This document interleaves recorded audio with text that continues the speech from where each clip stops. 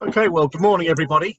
It's Thursday, the 9th of July, and welcome to this, the first of 4 fortnightly seminars, especially for corporate travel professionals. Now, just to explain all the branding here, this particular seminar being put on by Travel Intelligence Network in association with International Hospitality Media. Now, Engage, which you can see on the screen in front of you, that's the corporate travel seminar stream within Urban Living. And as I said, this is the first of 4 fortnightly webinars. Thank you for your time in joining us today. We've got an excellent panel for you, and I'm sure that you're going to find the next 60 minutes highly rewarding. Just to explain, the Engage sponsors, I'd like to thank for their support, Blue Orchid Hotels and the residents. So a little bit more about Engage. As you can see, this is an event that's a travel buyer forum. It's been devised by the buyer accommodation and urban living innovators. Date for your diary, Wednesday, the 25th and 26th of November, Tobacco Dock in London. A little bit about who Travel Intelligence Network are. TIN's in its 15th year this year. We work with travel management companies, accommodation providers, and industry bodies. We work very closely with IHM through the Service Department Awards, and we are also supporting them with content for Engage. Our business is all about blogs, white papers. One or two of you may well have seen the Global Service Department Industry Report, which we produce.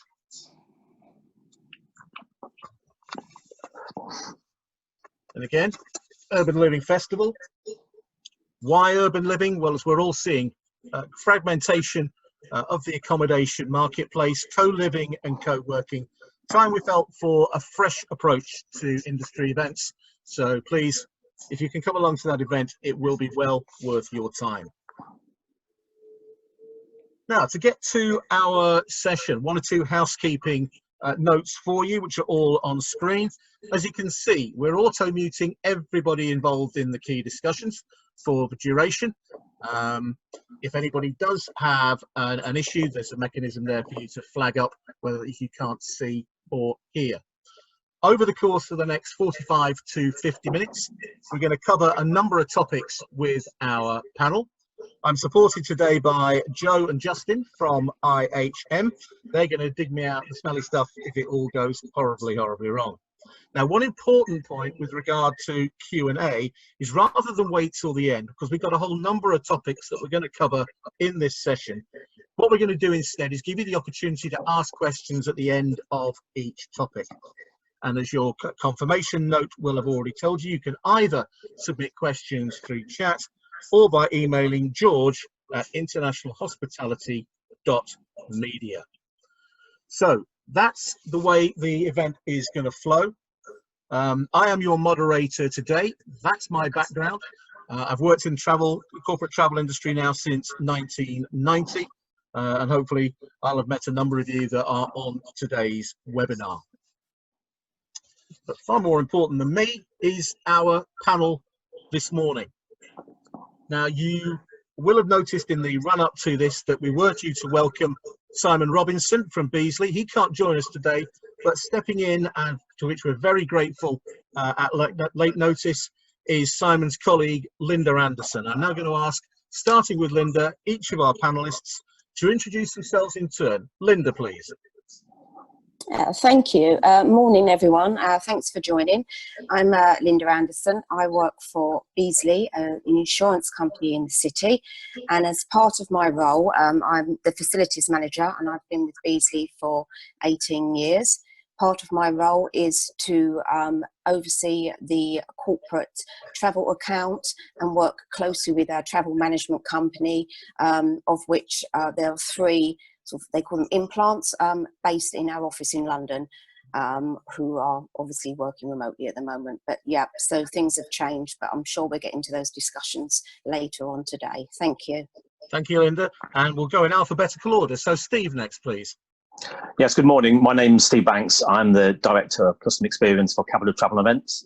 Capita Travel Events are the 7th largest travel management and events company in the UK. Previously held roles in account management and sales, and now head up customer experience. So in effect, responsible for the buyer, booker and traveller experience. Thank you, Steve. And to Tony, please. Good morning, everybody. Tony Matharu. I'm the chairman and founder of Blue Orchid Hotels, a relatively new hotel group. I guess I'm here because I'm not only an operational man in hotels, but also as an investor and also design and build. So I guess I wear three hats and can look at things through a different lens than perhaps a hotel operator only. Thank you, Tony. And Youlia. Good morning, everyone. Heavy background in hotels for the past 20 years, hotel management school, then worked my way through operations in various roles, property, cities. Moved to sales 10 years ago, well, just over that, and heavy focus in the square mile. So inbound focus into London across all segments. And I moved to GHS in the beginning of 2018 to a global hotel portfolio with multiple feeder markets, and I head up the business development team. At GHS, we do sales and marketing representation across all key markets. We also recently focused particularly on technology solutions, and as we see this as an area for development, and offer supporting services for hotels, feeding off the team's expertise. In my latest role, we are very privileged to have a fantastic team and work closely with many of you on this call. Thank you, Youlia. Welcome to all of our panelists. As you can see, not only a vast amount of experience, but a tremendous breadth of expertise. So we're going to be talking over the course of the next 50 minutes about whether the future is about travel buyers and travel sellers. Who wins? Will it be a buyer's or a seller's business travel market post-COVID? With volumes potentially decimated, will corporates who are willing to invest in travel hold the upper hand? Now, listed on the slide there, these are the key topics that we're going to be addressing in the course of this session. So we're going to start by looking at how quickly business travel will bounce back. Lots of conflicting statistics out there. Back in May, half of GBTA members said they were planning to resume travel in the near future. What does that look like 2 months on? How corporates and suppliers' priorities will change or not. In the future, will it be a matter of comparing can I travel as opposed to do I want to travel? And how can we restore, if that's necessary, confidence in travelling amongst business travellers? What's demand going to look like in 6, 12 or even 18 months' time? Research out from Stifel says that air travel won't return to normal until mid-2021 at the earliest. What's the prognosis for the accommodation sector?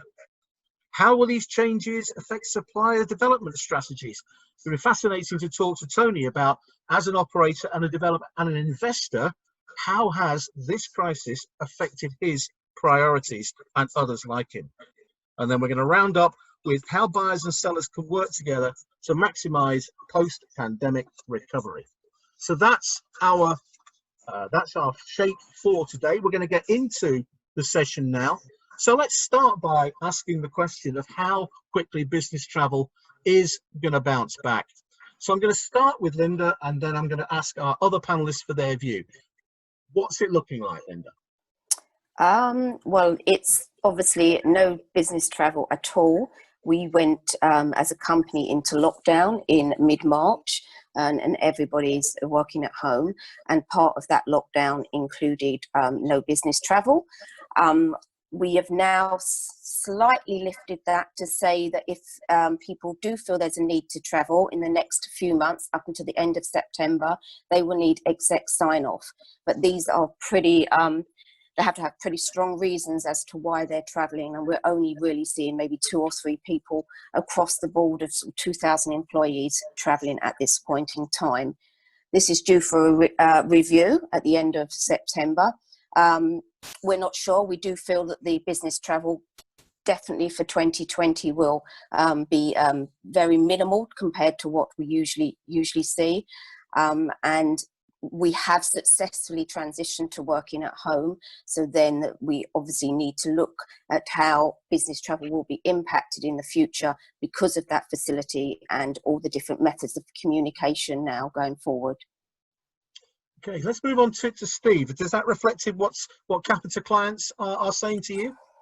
Yes, very much so. I mean, we found we were probably one of the latter TMCs to lose a significant amount of business due to our heavy domestic profile.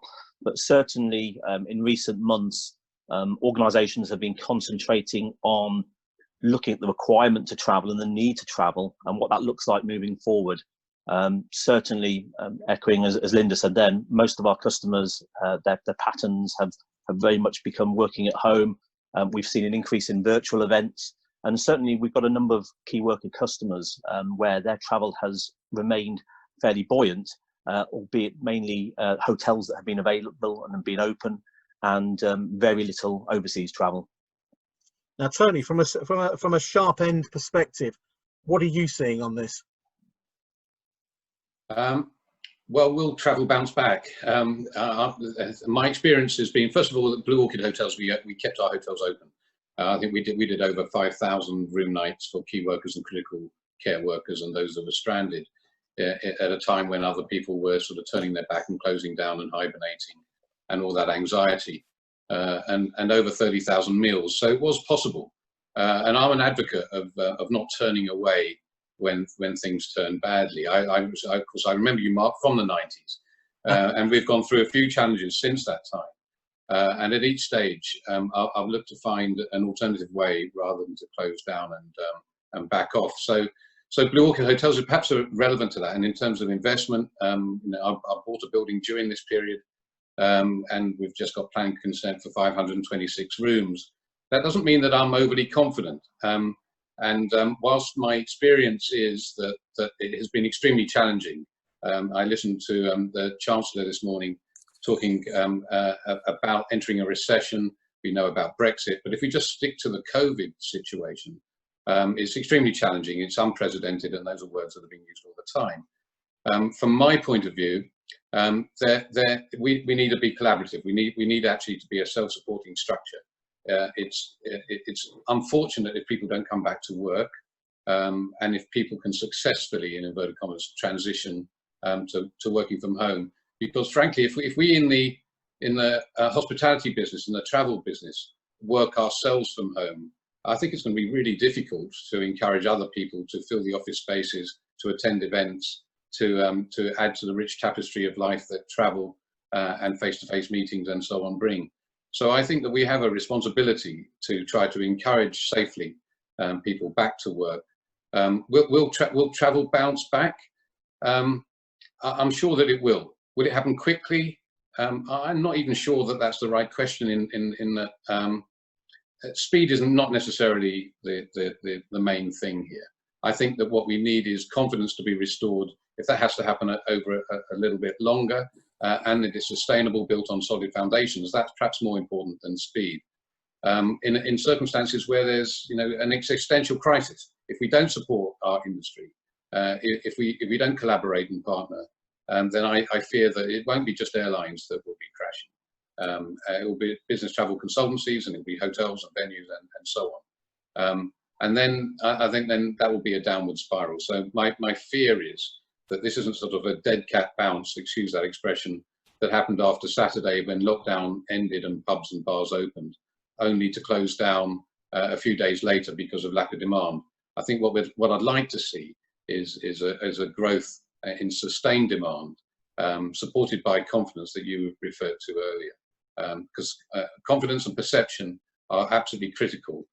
Safety, of course, is fundamental in all of that. But my experience in London, and that is a unique location that isn't necessarily Cornwall or the Lake District, is that there is a fear of doing the wrong thing, and that fear in itself may be self-fulfilling, and the wrong thing will emanate from it. Well, let's just pick up on that point. I'm going to come to Youlia next. So taking on that point of striking the right balance between doing the right thing and getting business travel moving again. Youlia, what's your sense on the priority being placed on doing the right thing? I think doing the right thing is can be defined by many things at the moment. I will not necessarily go into too much detail on the health and safety aspect. We can probably talk about that in a little bit. I think it's quite clear that all hoteliers, for what it's worth, have invested heavily in all the measures that we've identified. In fact, GHS was amongst the first businesses out there to advocate enhanced measures back in April. So following that, we have seen a very robust response from hoteliers across the board, including many of our hotel partners, which are fantastic examples. So in terms of health and safety, I think we have shared a very large amount of information already with the market and continue to work on that. This has come at a cost, and I wanted to touch a little bit more on 2 points. One is the supply chain effect from all of this, starting with the hotels and trickling onto everyone else. So we are seeing that the impact is a lot more significant than just hoteliers complaining of losses. This has affected and will continue to affect our own suppliers, food suppliers, consumables, everyone down the chain. And we heard recently that even farmers are feeling the effects. Intermediaries across the board. We have Steve on the call, but anyone in the B2B space is seeing the impact, and we will all have to do something about it. So including the OTAs, TMCs, we are all at the moment sitting thinking what else can be done at the cost. Corporate clients, of course, are heavily affected as well. I feel for Linda. There has been major disruption, and we have stayed very active over the recent months, speaking to our corporate clients day in, day out, and trying to guide them through the fog, because it has been really difficult, and handling the avalanche of cancellations on a global scale has been very daunting task. So everyone has played its role. On my second point is to do with competition. I think we are hearing more and more in recent weeks that some share the view that, especially in London, if hotels do go bust, it will reduce competition, so great for the survivors. It's a very short-sighted view in my opinion. In the long run, it does reduce the destination appeal. It does reduce the offering. In London's case, that's particularly true. The bigger picture and the revenue will, as a result, be affected, as will the offering to our corporate clients as a city. So it's a ripple effect, a downward spiral, substantial human cost, businesses going bust, and the only solution, as Tony pointed out already, and I will probably come back to, is working together. We firmly believe in collaboration across the board with suppliers as well as hotel partners and our corporate clients. Okay. How quickly we will rebound, I'll come back to that. I think travel will definitely come back. I'm very biased towards that. So how long it will take, I think different sectors, we already see variations within different industries. It has to be pointed out. So maybe media, entertainment, the people who are starting to move faster than others, technology, and then insurance. Within insurance, you have B2B, B2C. Different industries are starting to pick up at a different pace. Certainly domestic first, followed by international, not until 2021. Okay, thanks, Youlia. Now I've got a question here from Sarah Buck, and I'll read Sarah's question out so I don't lose any of the nuances. And the question is this, and this is to anyone on the panel. So one of the panelists or multiple panelists, please come in on this. The question is, as a small regional quality accredited service department provider with a big reach, we've been operational through the lockdown, offering a safer environment for the business traveller. How will service departments feature in the TMC and travel buyer market, and how do we get in front of them in the future? I suspect we'll take that as a two-part question. Perhaps Linda or Steve would like to come in on the first part. How can service departments push themselves forward in the new marketplace? Yes, Steve here. I can vouch that certainly we've been working with service department providers over the last few months. I think it's perhaps awakened a number of buyers' views on seeing them as a longer-term sustainable option. We're certainly finding that the satisfaction of the traveller themselves has been very high when it's come to a service department, gave them that reassurance, I suppose, in advance of travel. I think in terms of working collaboratively, probably going back to what Youlia was saying, You know, as an agent, most of all our agents, we all have supplier partner teams, and really, you know, we want to hear from you. I think I'm probably talking on behalf of all TMCs there.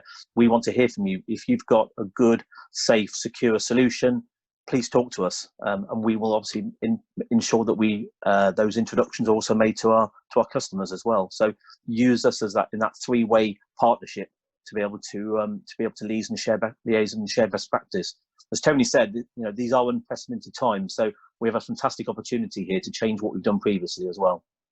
So, Linda, within your program, is there more opportunity for service departments? How is the crisis and going forward from it impacting on your choice of suppliers? At Beazley, we have a hotel program, and so we do have quite a few service departments now in our cities where all our offices are based. In London, I think maybe we've got 3 or 4 service departments, and we have seen a shift even in the last 8 months, a year, that their preference are moving to service departments.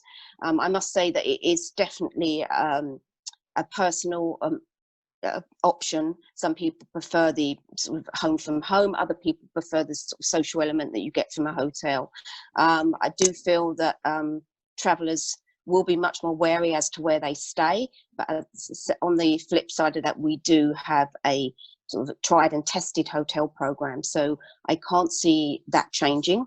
There may be some other opportunities. Obviously, there's lots of changes during this period in time, but we have worked very closely with our service departments, and it's always been a very successful relationship, as it has been with our hotels. Okay, I'm going to come to Tony now, because Tony, for you as an investor, you've developed tower suites, you've got hotels.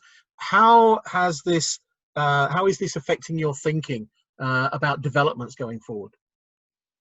Well, of course, Tower Suites has taken some time to build, so my thinking was in advance of this. I think probably, you know, over the last 30 years when I've been developing new hotel assets and new properties, I've always wanted to think about a decade ahead and what the demand will be. So, I foresaw that opportunity, and to complement our hotel product.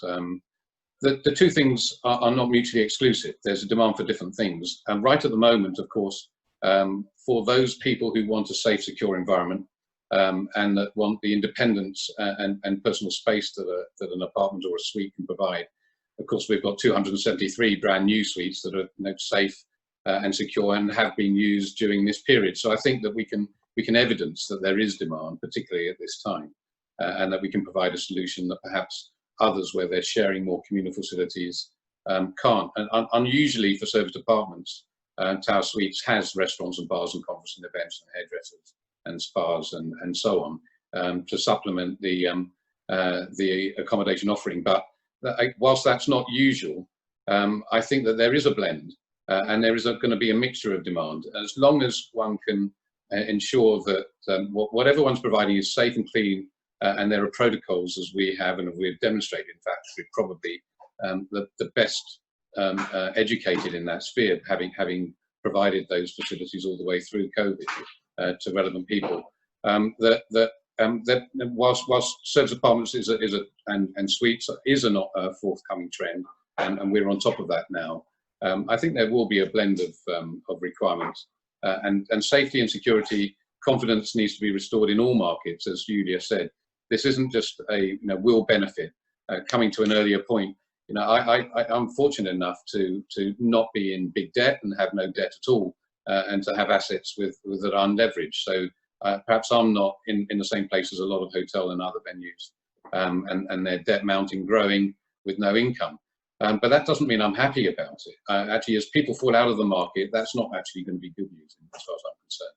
So the variety of affordable, safe accommodation and services is what London's required in its rich tapestry, just as we need theatres and shops and office workers and bars and clubs and sporting venues. We need all of that in order to add to that value that London and UK can provide, and London, of course, is a gateway city, providing for business travellers and others. So that's where I'd like to see us, and if we have to take small steps to get there with the support of the business travel consultancies, agencies and corporates, then we'll do whatever is necessary to try to assist that. Just to pick that point up, Tony, so across society, every sector is asking for more support centrally. What though can suppliers within this sector do to come out of crisis? Perhaps start by sharing what you're doing within your businesses to come out of crisis, and what should everybody else be doing? Can we start with you, Tony, please? Yeah, sure. I mean, first of all, this crisis is unprecedented, and I listened to the Chancellor this morning that was talking about entering a recession, and that's beyond Brexit, the scale of which has never been seen. He talked about, you know, unprecedented economic uncertainty, deficits of 300 billion, and then he talked about the costs of not acting to limit long-term damage, and some of the measures that he introduced yesterday are to do with that. So I'm going to echo that actually the cost of not acting is going to be much worse than to do something. So we've taken that view all the way through. And so not just with the sort of the relatively temporary, I hope, new protocols on social distancing and so on, but from an investment point of view, we've continued to keep our operations running. And as to how the future looks and how we can garner more support in the collaborative approach, I take a different view from the Chancellor in his comments this morning when he talked about what he could have done, which was a more targeted and nuanced view. And he said in himself, I'm sure that others will question his language, but he said he erred, in other words, admitted an error on the side of speed and scale, instead of taking a nuanced and targeted view. My view in coming to your specific question is that the hospitality sector, it has unusually mounting difficulties, not just from international travel and airports and so on. Heathrow operating at only 5%, so 95% down on last year. The West End showing reduced footfall. People not opening up offices, suppliers, restaurants, bars, and so on, because of a lack of office footfall, lack of international travel, and so on. That actually we all have a responsibility to try to move that needle forwards. And I would say that our sector does need a nuanced and targeted response. Indeed, the government has already done that. They've taken a local view on Leicester. They've taken a nuanced view on theatres and arts and cultural provision, and allocated certain funds for that.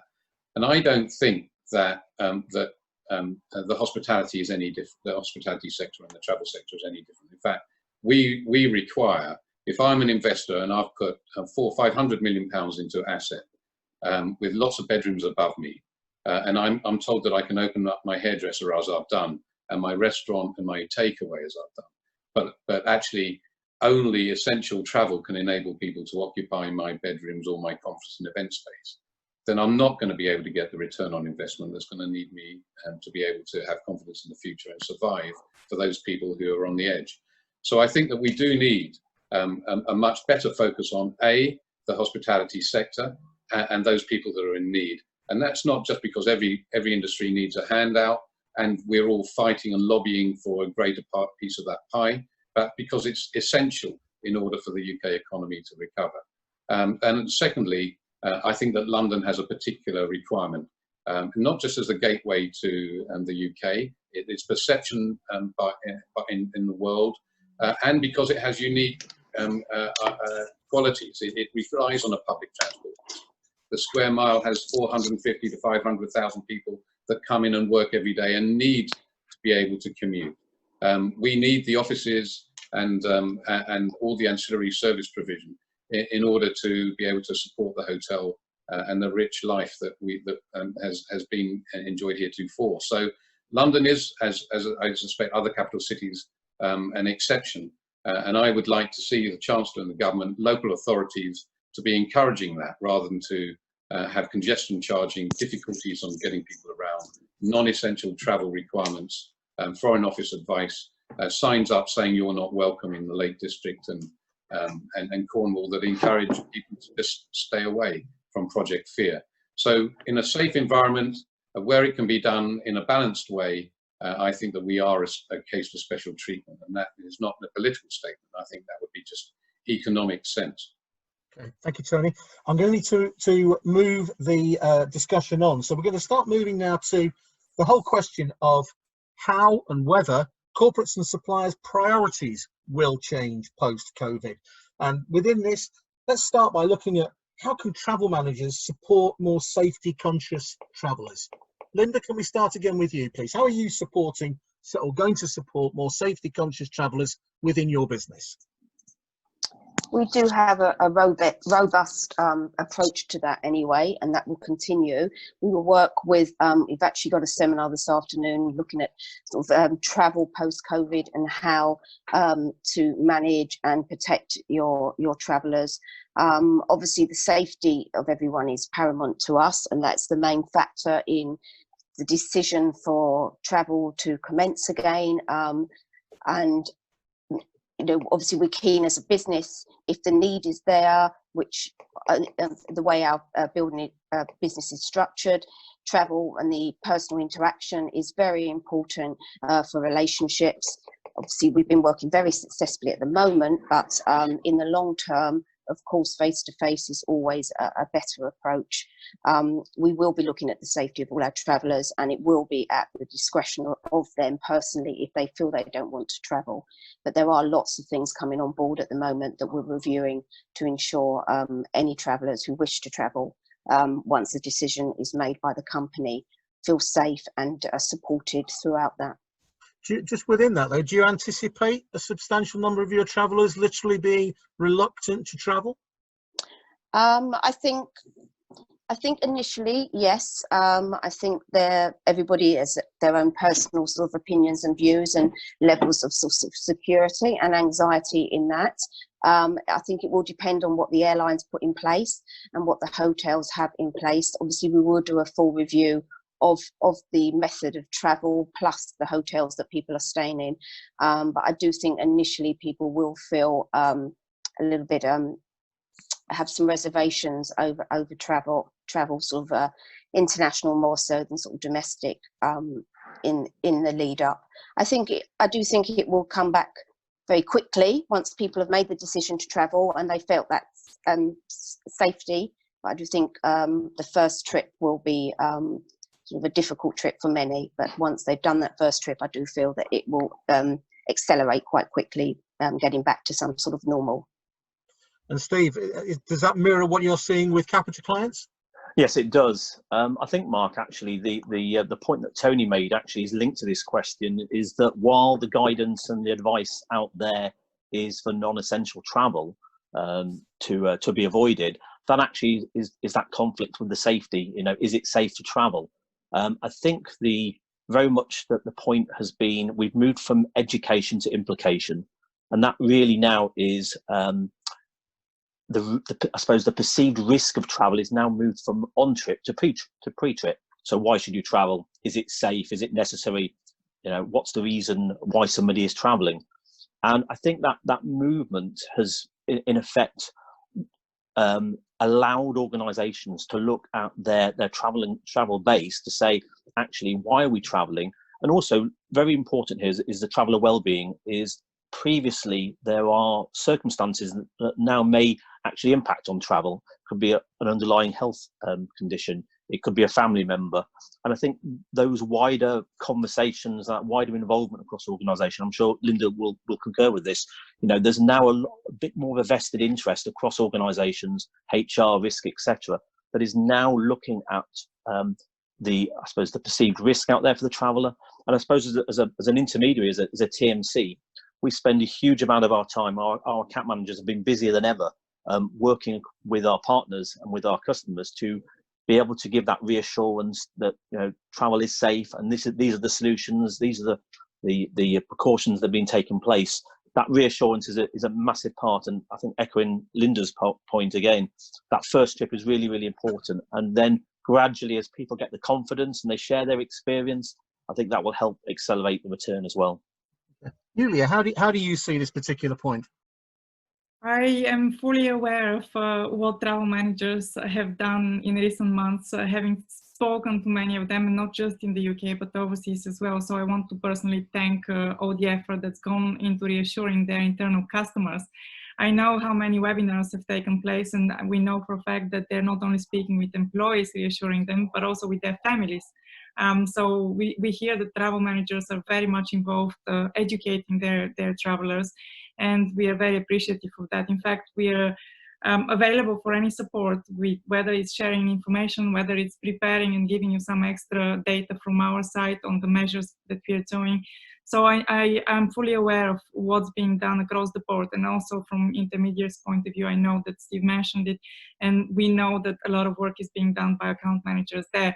So in terms of response throughout the whole chain, I think that that's absolutely the right thing to do, and we need to be consistent in our approach and supportive at every level, whether it's the corporate travel manager, whether it's the TMC, whether it's the hotel supplier. We need to respond very quickly and provide that reassurance. That's ultimately what's needed at the moment. Okay. Now we have a question for another one from the floor. This question is from Juliet Howie, and Juliet's question is to all of the panelists. So panelists, whichever one of you wants to dive in with an answer to this question. I'd be interested to understand how corporate buyers are looking at changing the booking process, i.e. OBT against other channels, bearing in mind the growing need for a more customized service on risk, security, etc., and providing assurance to the travelers. So, are corporate buyers looking at changing the booking process? Who'd like to come in on that? Steve. Sorry. Linda, you go first. Sorry, just to comment that we have a very streamlined process already in place, and our travel management company have been fantastic in providing sort of all guidelines and the booking. There are some bookings that we have done online that we've moved across to more sort of rail travel and localized travel sort of in the UK.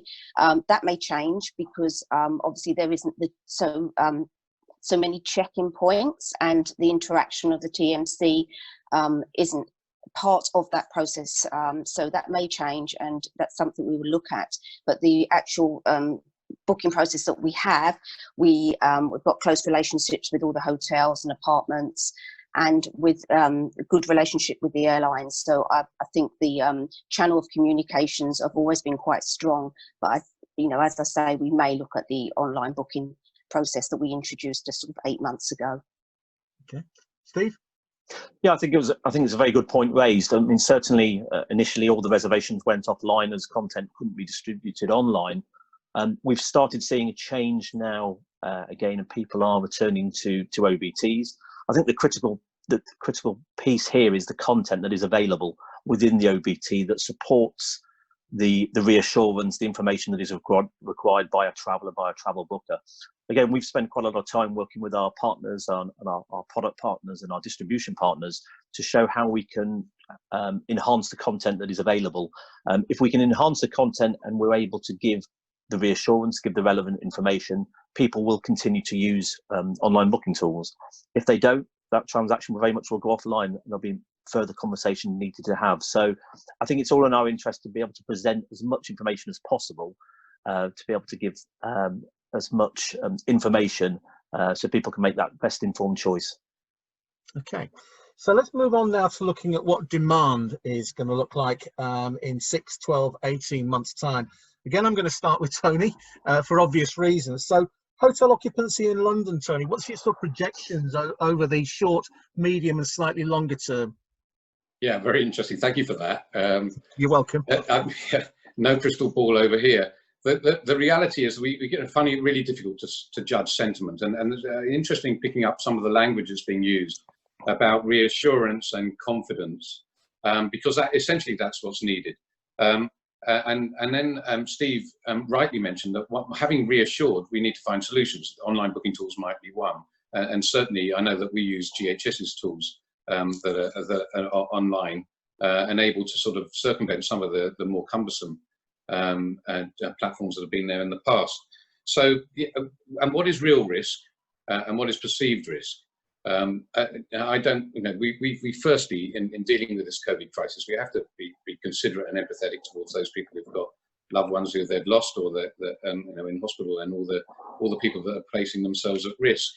But if we were to assess the situation in a sort of in a slightly different, through a different prism, we may say that there were 1.2 million people who died from TB in 2018.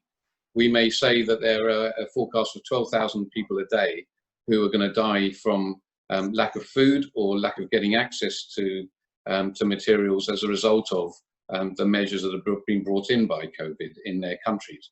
So there is a real risk that that the reality becomes what we feared because of the measures that we've taken. And so that real risk and perception are really important. And I think probably the most important thing is restoring confidence in travellers and travellers' families and travel managers and then corporations to take up the office space and to attend events and so on. If that happens, so that's a really big if.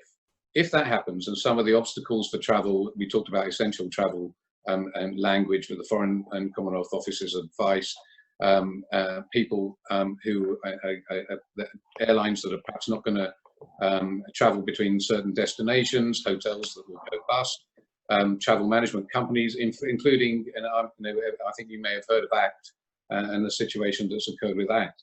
You know, if our trade bodies and our partners are not here in the future, then I think that's going to be a worse world for everyone. So with that huge caveat and a very big if, I would say that if we can get over that, if the perception of travel and the real risk as opposed to perceived risk are properly assessed and offices start to be taken up, then I can see corporate travel stimulated in September when people really have had enough of staying at home, where they realise that the real risk of coming into their offices is much lower than the perceived risk.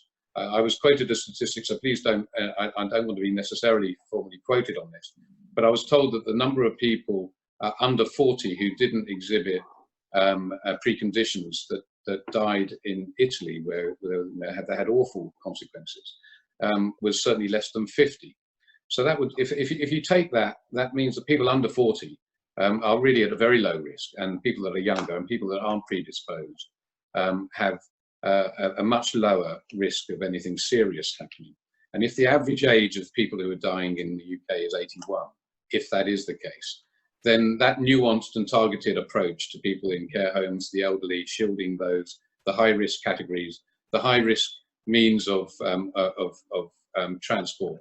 If we can mitigate those things, and we as being part of the industry can articulate that in a coherent way, then I do see business travel starting to re-emerge in the autumn. And then a confidence building, as Linda and Steve says, that it will be a catalyst for people to open up and encourage more people to attend. Certainly I spoke to a big accounting and consultancy firm. The average age of their workers, and they're one of the top 5, is 27. And those people in and around London are not enjoying staying at home, working from back bedrooms, and the awkwardness of that, and want to be back at work. And so if we can remove the reasons for them being able to, as opposed to wanting to, then I think that we will get more travel and more attention, and actually it will be a catalyst for the future. So while Youlia says international travel into next year, I see business travel in the autumn and international travel through the course of next year.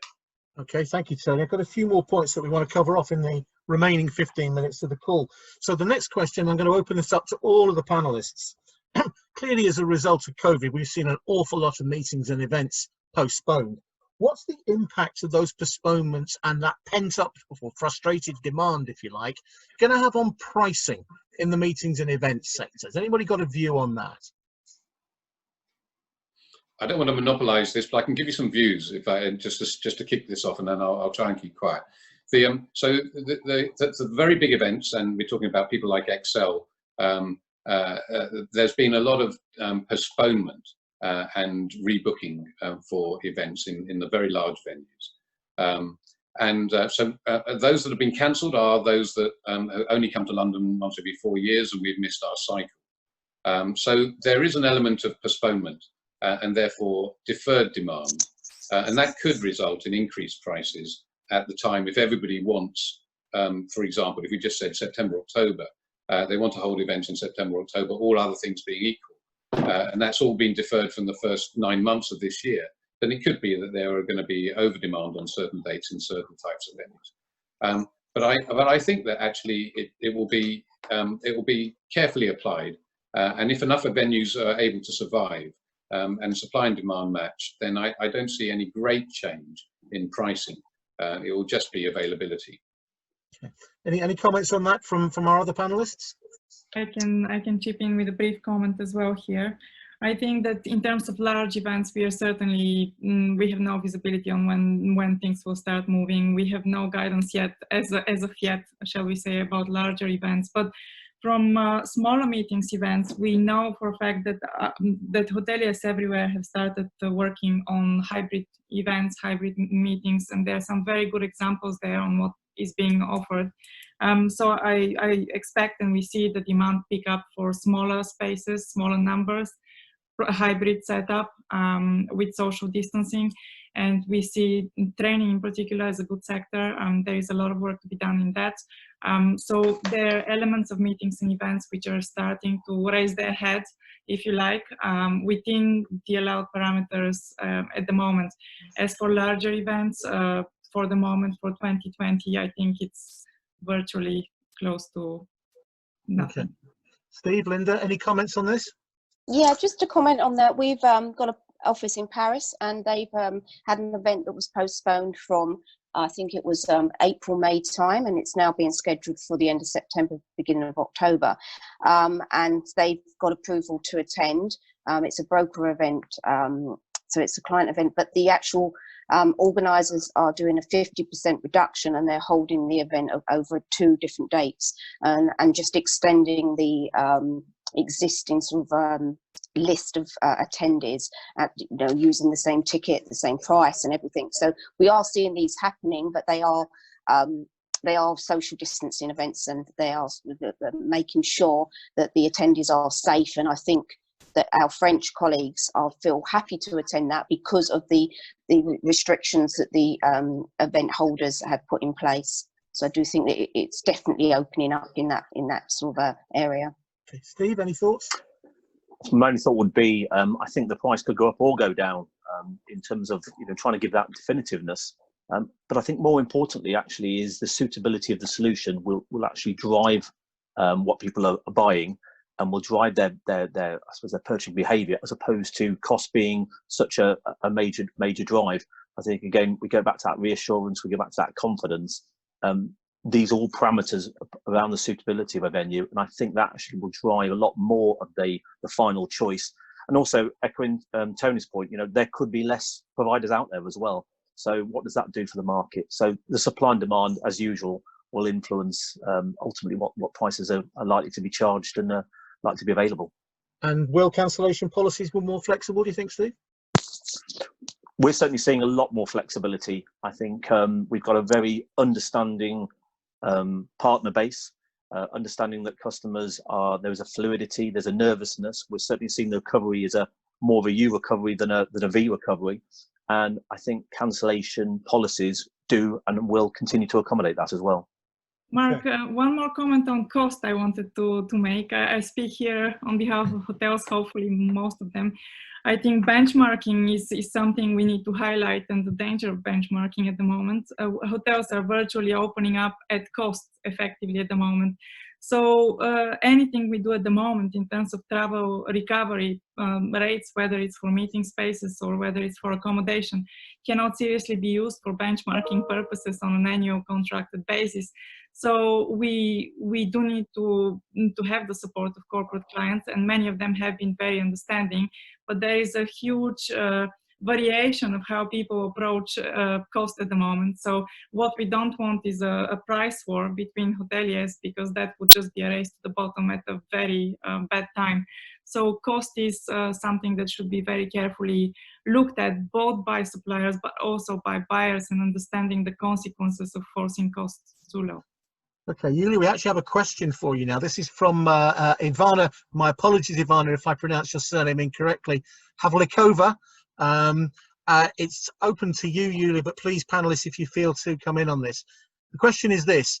Youlia, can you be more specific on the industries for small events? We do have some event space in London to be able to hold up to 60 people with measures in place. So clearly a question there in and around what's the prognosis for those smaller events?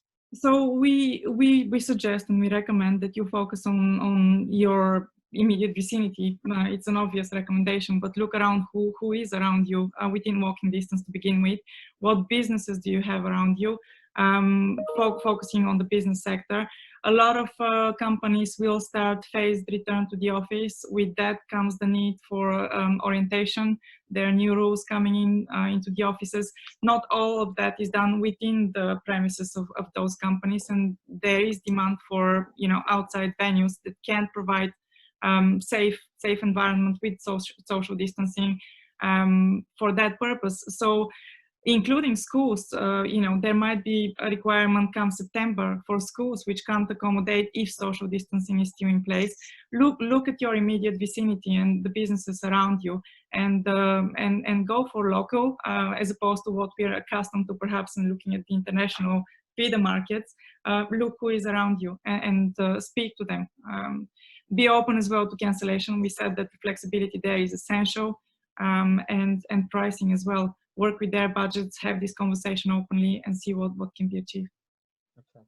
And I'd simply add to that, if I may, Mark, that it's a new form of. It's not just the social distancing, the spacing of tables.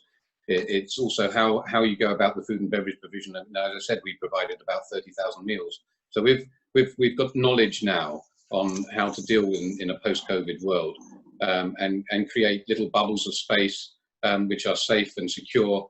And all of the paraphernalia that goes around that, from hand washing and so on. So there are a whole range of different things that if you can supply the confidence in the facility and the amenity, then I think you can hold events. And if other people are unsure about whether they want to hold events, then you can stimulate demand by creating your own event for them. And so that's what we've been doing in building a new conference and event centre. Now, I specifically required that we were able to build flexibility in that it could be partitioned, that we could do separate catering from separate kitchens and so on. It's not what everybody is able to do, but you can, you have to move and be flexible and adaptable if you're going to capture some of the demand. If you can't, create it yourself if you can. Okay. There are a lot of personal celebrations as well that have not happened during COVID as well. So, whether it's a family occasion of sorts or with the right packages, which we have many examples at the moment, there is local demand. We just have to be available first of all. So bring your salespeople back. They need to be working, and service inquiries quickly. That's all we can do at the moment. Okay, well, we've got just 5 minutes to go, so there's one final topic that I'd like to get all the panelists' views on, and it's this. In practical terms, how can buyers and sellers work together to maximise this recovery? Ladies and gentlemen, can you give me perhaps 2 or 3 things that you would like to see happen? And any one of you, please go first. Go on, Youlia. Okay, what can we do now? I think that we have to be realistic, and again, I refer to intermediaries, corporate clients, as well as hoteliers. We all play a part in the recovery. I think that an amount of goodwill and integrity in dealings is necessary at the moment. Nobody will be immune, so we all have to take a cut of what we are accustomed to and work towards that. For example, long-term benefits are to be had. So we have seen certain relationships go better and stronger with certain corporate clients that have been supportive of us, and hoteliers are very grateful generally. So how would that benefit corporate travelers? It will result in longer term deals, 2-year deals, additional value-added items. We will appreciate and remember whether it's the TMCs that support us now or corporate clients that support us now in these early days of recovery. Okay. Sure, and I would like to echo that we just very, very quickly. So these are integrity and relationship as opposed to transaction. That's really critical. We all need to work together in a collaborative way. That if one thing that we can say comes out of this, it will be a more empathetic, less isolationist world, where we can work more collaboratively, we're more sympathetic, we move out of hibernation and anxiety into adaptability and building relationships as opposed to transactions. We don't want to be exploitative, we've had enough of that, and now we want to be empathetic with each other and work together for a better future. Thank you, Tony. Linda, Steve? Yeah, I think it's all about flexibility and, as you say, the relationships. I think it's very important that with each party has flexibility and sort of reassurance there, possibly sort of a little bit more communication with the hotel, and maybe something where they can open up a channel of communication for their guests like an email or something. So if there's any issues, I think it's all around reassurance and flexibility. Thank you. Steve? Yeah, I go back to confidence, reassurance. I mean, you know, we've seen a fantastic surge in virtual events, fantastic surge in workspace optimization, but nothing beats travel. That's why we work in this great sector. I think it's important that people start traveling. We try and accelerate that. That comes through the confidence. It comes through very clear, concise information coming out of the government and the reassurance to the travellers. And then it's important that we share those experiences, and we share the experience of travelling is good, it is safe, and it helps getting businesses back moving again. Thank you, Steve. Now, before I thank our panelists today, if you could bring up the next slide, please, Justin, just to remind you that this is the first of a series of 4 of these webinars. And in 2 weeks' time, just picking up on Steve's point, we're going to be tackling the topic of, has video killed the meeting star? Video conferencing has become the norm, but with lockdown gradually easing, what does the future hold for the meeting sector? If you found today's session useful, please join us for that when we'll have another excellent panel of speakers. All that remains for me now is to refer, if you move on to the next slide, please. Once again, to remind you of the Urban Living Festival, please get that date in your diary. And we're delighted to thank our sponsors for that event.